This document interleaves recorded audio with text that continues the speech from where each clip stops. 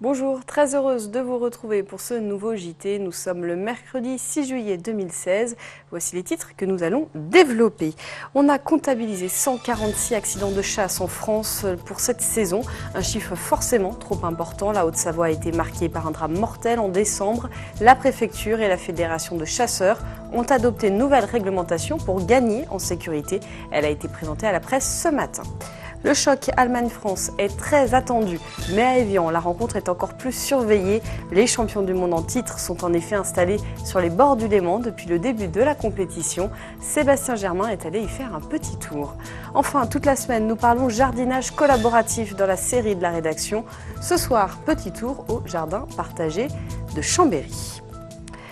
La Haute-Savoie compte 8000 chasseurs. Tous doivent cohabiter en pleine nature avec les sportifs, les randonneurs ou encore les familles.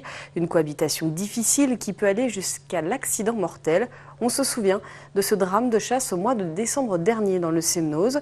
Pour gagner en sécurité, le préfet de Haute-Savoie a présenté ce matin une nouvelle réglementation unique en France. Les chasseurs haut-savoyards voient leur pratique restreinte dans certaines zones. On fait le point.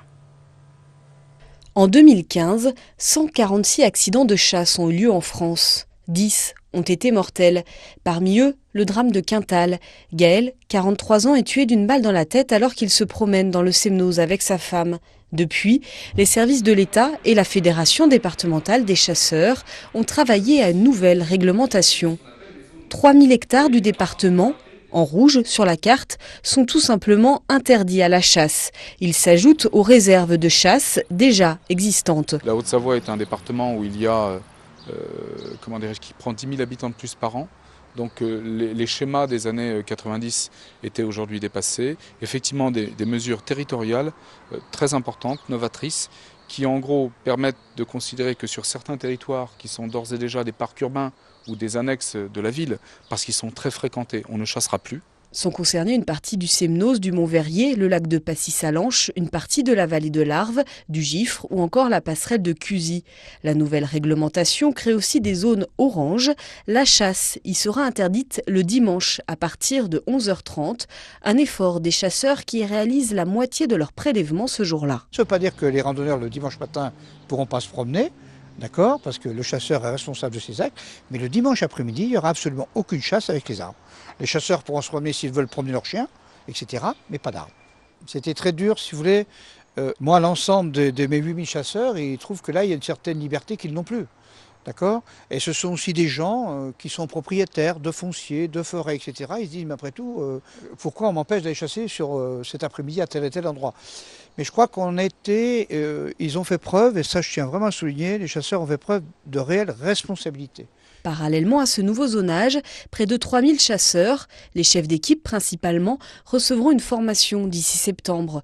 Le gilet fluo va être généralisé et le pouvoir disciplinaire des présidents d'associations de chasse accentué. Les sanctions au règlement seront systématiques. Enfin, le niveau d'information va être renforcé avec l'installation de panneaux permanents sur l'ensemble du département et la création d'une application pour smartphone. C'est un rendez-vous que vous allez être nombreux à suivre. Allemagne-France en demi-finale de l'Euro 2016. Le coup d'envoi sera donné jeudi à 21h. La rencontre est particulièrement attendue à Évian sur les bords du Léman. Les Allemands s'y sont installés pour un mois. Commerçants, habitants et journalistes allemands se montrent particulièrement impatients. C'est ce que Sébastien Germain a constaté sur place ce matin. On regarde son reportage. Voilà pourquoi nous sommes les meilleurs. Ce mercredi matin, Bild, le plus grand quotidien allemand, a lancé les hostilités dans son édition sportive. Allemagne-France, un choc qui divise à Évian, là où les champions du monde en titre ont établi leur camp de base pendant la durée de la compétition. Aujourd'hui, je suis pour l'Allemagne, bien sûr. Et pour demain, je sais pas trop. Faudrait voir. La France serait classe que l'Euro en France, c'est les Français qui gagnent. Ça va être très très difficile de toute façon, mais je pense qu'on va les battre ce coup-là, on est chez nous, on veut gagner cet euro. Un petit 2-1, dans le temps réglementaire. Alors entre l'Allemagne ou la France, il faudra bien choisir d'ici à jeudi soir. Et dans cette brasserie du centre-ville, on préfère honorer les deux sélections avec des fresques représentant les stars des deux équipes. On a diffusé tous les matchs et on a eu une belle ambiance au niveau du restaurant. Ça s'est très bien passé. Pour l'instant, en plus, pour l'équipe de France, ça se passe très bien. Un peu plus haut dans la ville, au centre de presse du stade Camille Fournier, l'effervescence est tout autre. Ce mercredi, pour le tout dernier entraînement de la Mannschaft en Haute-Savoie, les journalistes étaient une nouvelle fois très nombreux. Et ils ont pu constater le retour aux affaires de Bastian Schweinsteiger, le capitaine. Une bonne nouvelle qui arrive au bon moment pour Joachim Löw, le sélectionneur allemand. Le choc face aux Bleus s'annonce donc très indécis. Les supporters et la presse allemande sont plutôt optimistes pour cette demi-finale. Même si le dernier match contre l'Italie a été difficile avec cette qualification au tir au but, l'équipe monte en puissance dans cette phase finale. C'est vraiment la confiance qui prédomine. On sait tous que la France a un énorme potentiel, notamment devant avec des attaquants qui marquent beaucoup de buts. Mais on a aussi conscience qu'en défense, il y a peut-être un coup à jouer pour l'Allemagne. Les Bleus n'ont pas été très rassurants et les Allemands doivent maintenant en profiter. Jeudi soir, sur les coups de minuit, Evian n'aura plus qu'une équipe à supporter. On signerait bien évidemment pour que ce soit les Bleus. 1 200 000 enfants partent chaque année en colonie de vacances en France. Depuis 70 ans, la Fédération des œuvres laïques de Haute-Savoie propose des séjours aux familles de la France entière. Une vague de départ, vous le voyez, était organisée ce matin à Annecy. Près de 600 enfants sont partis sur la journée pour quelques jours en montagne ou au bord de la mer. Reportage complet demain dans le JT. Et pour eux, ce ne sont pas vraiment les vacances. Cette semaine, chaque année, la Chambre de commerce et d'industrie de Haute-Savoie propose à plus de 100 créateurs d'entreprises de participer à des stages de formation pour valider leurs projets. À la Maison de l'économie de l'agglomération annemassienne avait lieu une session inédite de 5 jours. Au programme, notamment l'apprentissage du business model Canvas, une méthode créative et ludique. Jean-Paul Crespi a suivi cette matinée de formation très participative. 14 stagiaires porteurs de projets de création et de reprise d'entreprise ont suivi le stage 5 jours pour entreprendre, pour valider la faisabilité de leur projet. Des journées ouvertes au débat afin de connaître et d'analyser le marché sur lequel ils souhaitent évoluer. Une démarche volontaire pour travailler leur modèle économique de manière interactive. Au fur et à mesure, on se pose des questions, quoi. Donc modifier, peut-être qu'il sera un peu modifié, mais c'est vrai que ça permet d'apporter les éléments et au fur et à mesure de pouvoir se poser de nouvelles questions et puis avancer dans notre projet petit à petit, quoi. Souvent, les entrepreneurs ont peur d'être écrasés sous des tâches administratives, alors qu'en fait, la première des choses, c'est d'avoir une envie. C'est formidable, c'est une vraie chance de réalisation. Et le premier message à faire passer, c'est d'abord que c'est un formidable outil de réalisation de soi. Une fois qu'on a pensé ça, on a un projet, et après, c'est de l'intendance. Et on va chercher les informations qu'il faut pour que le projet se réalise.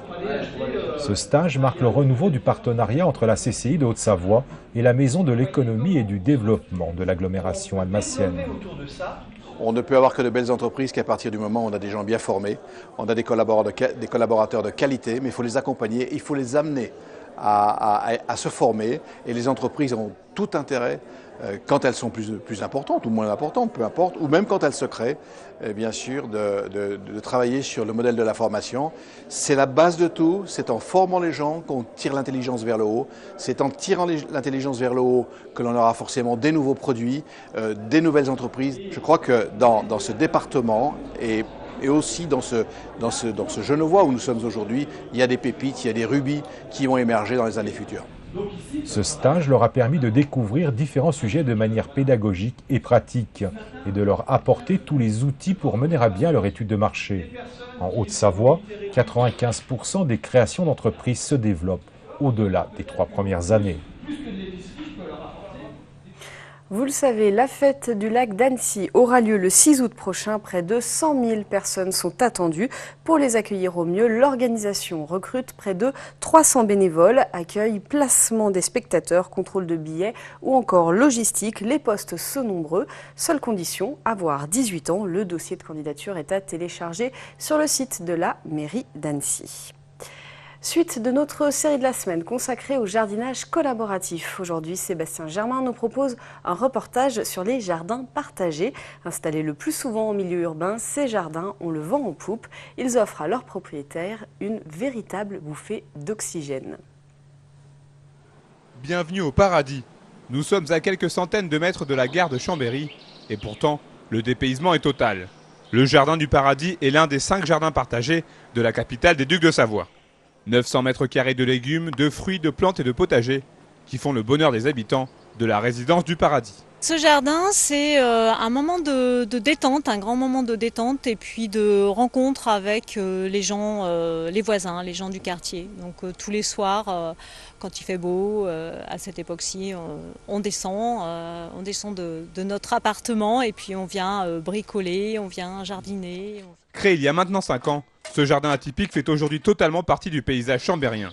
Établi sur un ancien cimetière, ce jardin partagé s'inscrit parfaitement dans cette nouvelle tendance du jardinage collaboratif. Les gens font des petites choses, faisaient des choses sur leur balcon et puis le balcon ça suffit pas, donc on a envie de descendre et d'avoir un petit terrain un petit peu plus grand. On est né à la campagne, on a eu des parents qui ont jardiné, des grands-parents qui étaient agriculteurs, donc il y a peut-être un besoin de retour à la terre entre guillemets, hein, c'est tout à fait modeste. Hein.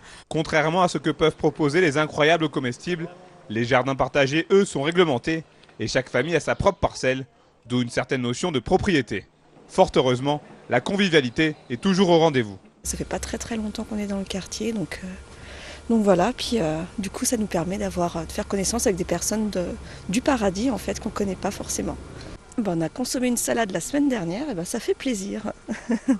Presque elle a un meilleur goût que celle qu'on achète en fait, parce que c'est nous qui l'avons fait pousser. Puis avec le petit, c'est sympa. Nous nous retrouvons ensuite près de la Lesse, encore à Chambéry. François, notre incroyable comestible, est aussi président de l'association Les Jardins de la Lesse, qui gère ce jardin partagé. Je dirais que je suis tombé dedans quand j'étais petit.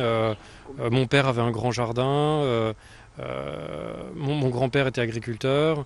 Je pense que j'ai toujours vécu avec un jardin quand j'étais petit.